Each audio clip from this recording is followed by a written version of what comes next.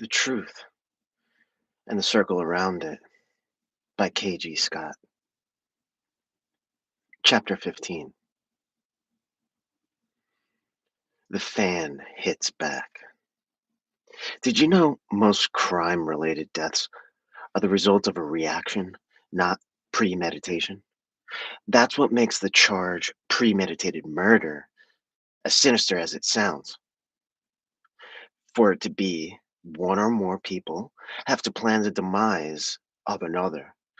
If it can't be proven that there was an orchestrated system of events leading to the end result of a death, then it falls into another category, or can even be a lesser charge, such as manslaughter.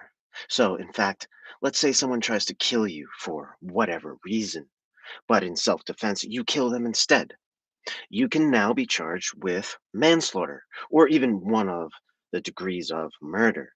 Thought I'd throw that at you. 1111, July 10, 1992, Highway 82, near Yakima, Washington, USA. It was getting warmer in the back of the van as the sun burned off the last of the morning mountain mist. Salvatore had been wide awake for several minutes after realizing his fate. Fiorelli was drifting in and out of his recovery nap, while everyone else seemed disturbingly alert. The world was still passing by in the front window, while through the darkened shimmer of the rear windows only a blurred haze of undistinguishable movement, just enough to make his situation seem more and more bleak as the minutes and the miles passed by.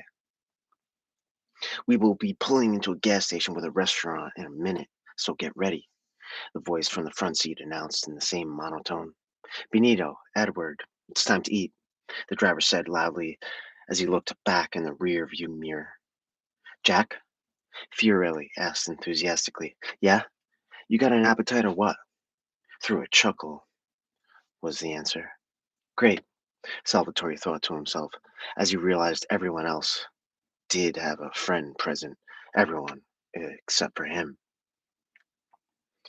The van bounced over a couple of potholes as it turned off the service road and into the station's parking lot. There were quite a few vehicles in the parking lot. The big trucks were all parked out behind the building, except for a fuel truck parked over the open ports of the underground fuel tanks, a hose leading from its tank to one of the gaping holes. But suddenly, something just wasn't right. Where the hell are the people? Where the hell are the people? The driver asked out loud. Just then, the two other cars in the group pulled up alongside the passenger side of the van. The driver of the first car got out and stepped towards the van. Then the front door to the gas station opened, and F.K. Clark was standing there in his FBI windbreaker, holding a bullhorn with his right and a radio with his left. "Oh, shit!" The voice in the front of the van had suddenly become feminine and flustered. "Nobody move a muscle," the driver said. Then, out from behind the building, state police cars raced out to surround the trio of vehicles while men in all kinds of different uniforms popped up all over the parking lot and on top of the roof.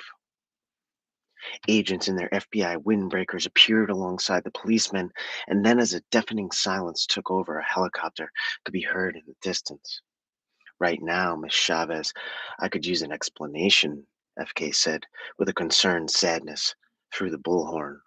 "I can't give you one you want to hear," Roberta yelled out of the open window on the passenger side of the van.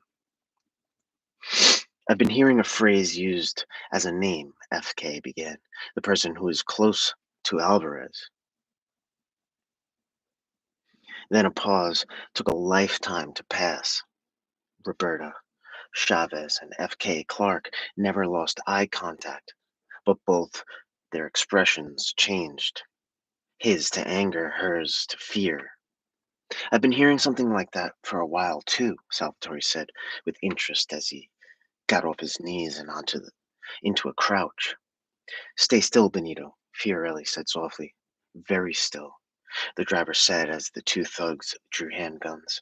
Then the unmistakable clicking of an Uzi began cooked. Cocked, echoed from the front seat.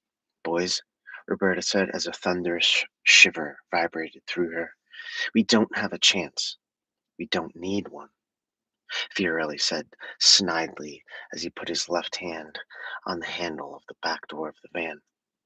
All right, Roberta called out. We're going to get out now. What? The driver of the car, who was still standing beside the van door, said. Then, an FBI agent standing only a few feet away from him raised an assault rifle and trained it at his chest. Other agents and officers followed the lead and trained their stare through the sights of their weapons and directly towards the others. Then, very quickly, three men ran around behind the van.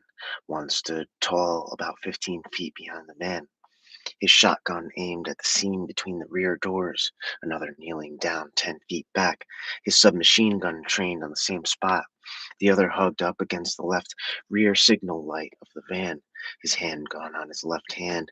He looked quickly and individually at each of the other two, making eye contact and getting a nod of yes from both. Then he swiftly moved across from one side of the van to the other, grabbing the handle and opening the door of the van while he made his move. Fiorelli came tumbling out of the van and landed awkwardly on the hard pavement. The cop who opened the door took half a step back and trained his weapon on Fiorelli, but no one said a word. Salvatore and the two thugs were staring out into the daylight and could clearly see the two officers with their barrels aimed into the van. Then, as the two outside got a better look at the two inside, both their arms swept towards only one man. The one Salvatore had recognized from the survivalist camp had been signaled out. The other thug turned his handgun towards him as well, and then reached out and slowly took the pistol from his hands. He, as it turns out, is a loyal and active FBI agent. Salvatore had been saved. You all right, Roberta? The driver asked. Okay, Hal, let's get out now, she said with a huge sigh of relief as she stepped out onto the ground, holding her gun at her hip. He pointed towards the driver of the car as she walked towards the front of the van so she could head towards and also relieved F.K. Clark. Have a seat, Chavez, Clark said gruffly and softly at the same time. F.K. wanted to tell her she had done good work, but after all, she was already under arrest. A totally secret investigation involving other agencies had revealed she was Antonio's mole in the FBI. The only reason she went through with this little caper was to get a deal with the judge. He reached down and took the gun from her hands. The person who was close to Alvarez? Roberta asked with a curious chuckle as she looked up at Clark. We've got him cooling off back at the office. He's not very talkative, Clark answered, as he seemed to be studying the Beretta he took from her. But I've got a feeling, now that we have Fiorelli too, one of them will get chatty. Then he walked away barking orders and cursing at those being put in handcuffs. This arrest had gone exactly as planned. 11:32, July 11, 1992, Trans-Canada Highway near Moosomin, Manitoba, Canada. 11 hours, 4 fuel stops, and only about five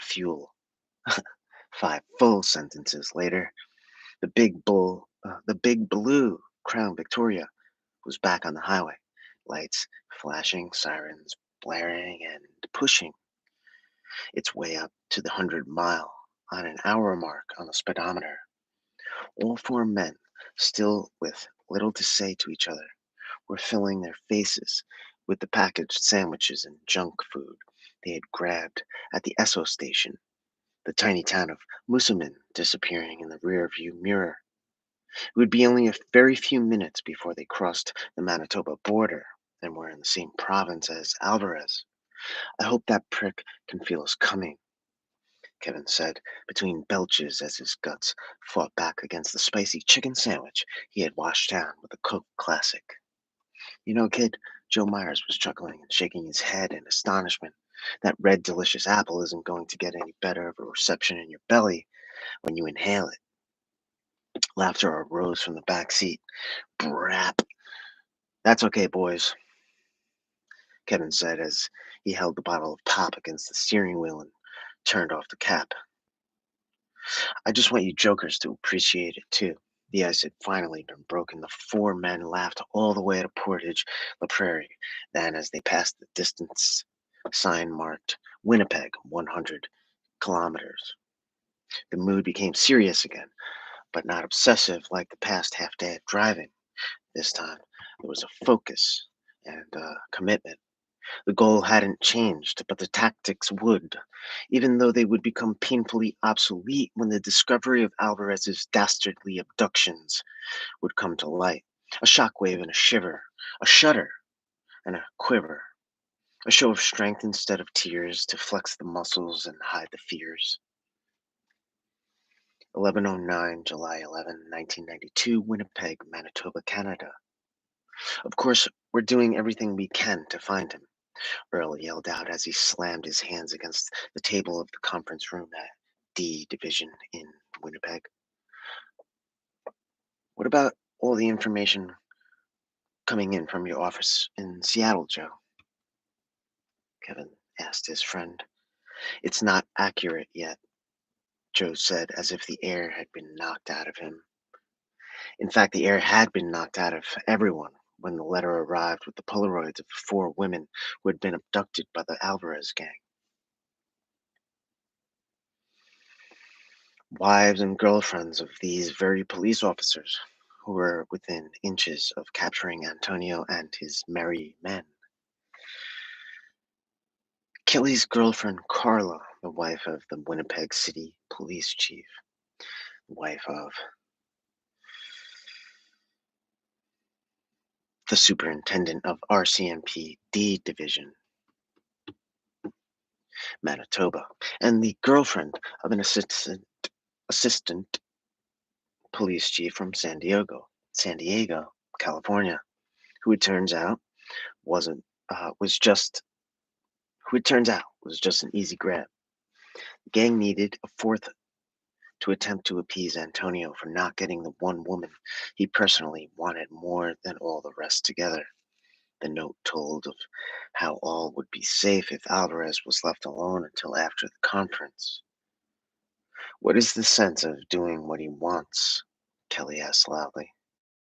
His track record for honesty isn't exactly outstanding. We can just let him get away with whatever he's up to. Earl's voice shuddered as he spoke.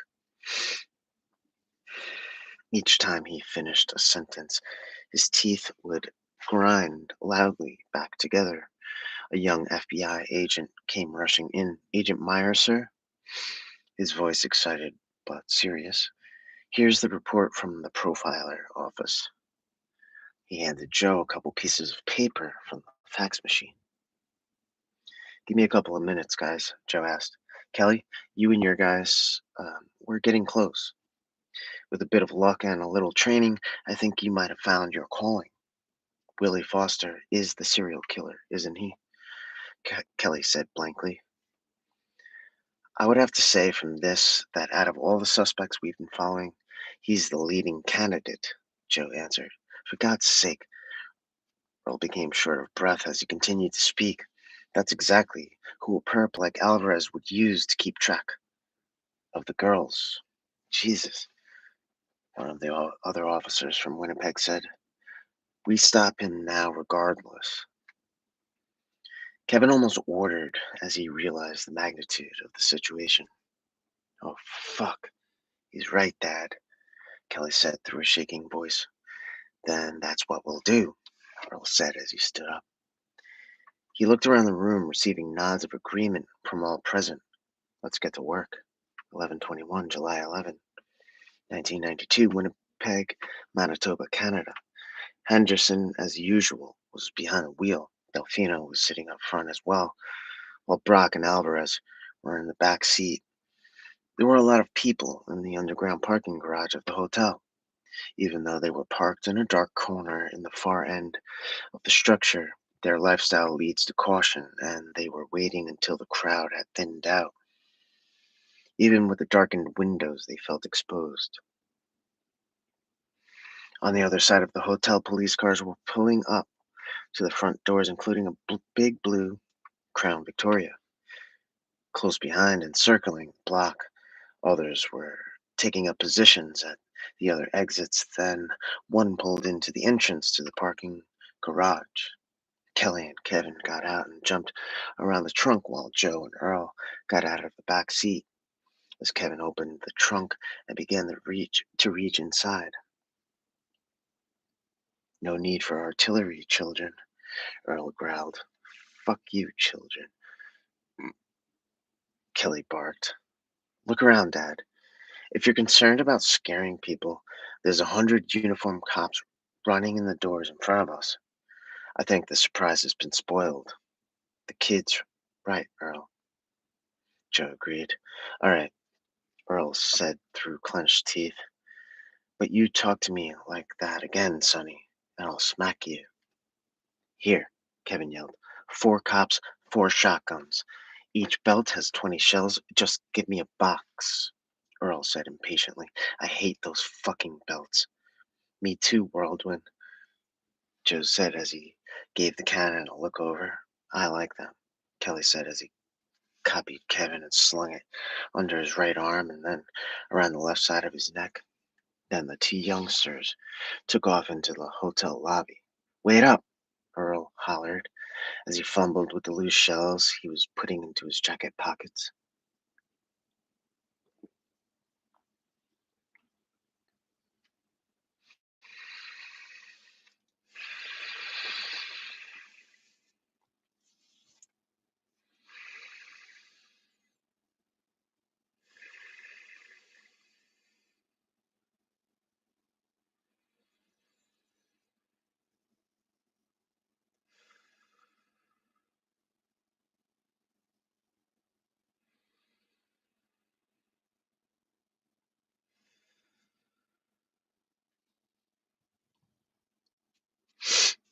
"They won't come back," Joe said, like a curse, as he was doing the same. "Cock breath!" he cursed as he dropped a couple of the shells on the ground. Then, as Earl closed the trunk, 2 men began to quickly make their way into the lobby as well. "Would someone please give me an explanation?" the hotel's desk manager called out across the chaos. 2 Winnipeg City Police deputy commanders rushed up to him. There were 2 distinct directions for people to go, cops going in and everyone else rushing out. "You go talk to them." Joe Joe told Earl as he pointed at the manager. "I'll chase down those 2 kids." "Joe!" Kelly yelled from the doorway to the stairs. "Third floor conference room," he told him as Joe ran to catch up. "Where's Kevin?" Joe ordered. "One of the supervisors took up ahead because he has a shotgun," Kelly answered. Then, as the patrol car in the parkade made a slow left around one of the last rows of cars, Henderson made his move and quickly but carefully pulled out and headed for the exit.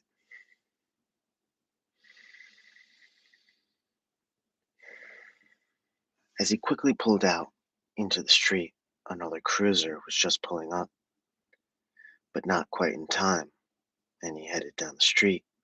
Time for one of Alvarez's patented vehicle switches. But with this many eyes watching, anticipating, and reacting, it won't be easy.